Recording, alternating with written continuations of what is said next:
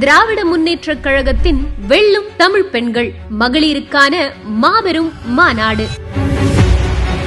பெண்கள் பயனாளிகளாக மட்டுமல்லாமல் மாநிலத்தின் முன்னேற்றத்திற்காக நேரடியாகவும் மறைமுகமாகவும் உழைக்கும் பங்குதாரர்கள் என்பதை எடுத்துச் சொல்கிறது இந்த மாநாடு.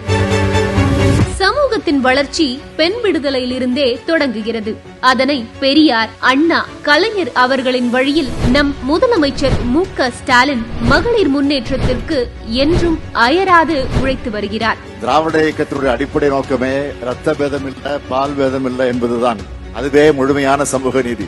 வெல்லும் தமிழ் பெண்கள் மாநாட்டில் தமிழ்நாட்டின் முன்னேற்றத்திற்கு சம பங்களிக்கும் மகளிரை அங்கீகரித்து கௌரவிக்கிறார் முதலமைச்சர் மு.க. ஸ்டாலின். பெண்கள் ஒவ்வொரு சூழ்நிலையிலும் குடும்பம், சமூகம் மற்றும் பொருளாதாரம் என அவர்களுக்காக பொறுப்புகளை சுமந்து வருகின்றனர். அவர்களுக்கு வழங்குவது உதவி அல்ல, உரிமை என்பதை மீண்டும் நிரூபிக்கும் விதமாக பெண்களின் உழைப்பை அங்கீகரித்து அவர்களுக்கு மரியாதை செலுத்தும் விதமாகவும் அமைந்துள்ளது இந்த வெல்லும் தமிழ் பெண்கள் மாநாடு.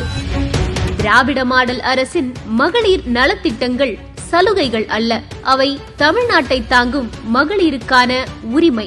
முதலமைச்சர் மு.க. ஸ்டாலின் தலைமையிலான திராவிட மாடல் அரசின் பல்வேறு திட்டங்களால் இந்தியாவிலேயே 44% பெண் தொழிலாளர்களை கொண்ட மாநிலம் தமிழ்நாடு. உயர்கல்வி படிப்பவர்களில் 47% பெண்களை கொண்ட மாநிலம் தமிழ்நாடு.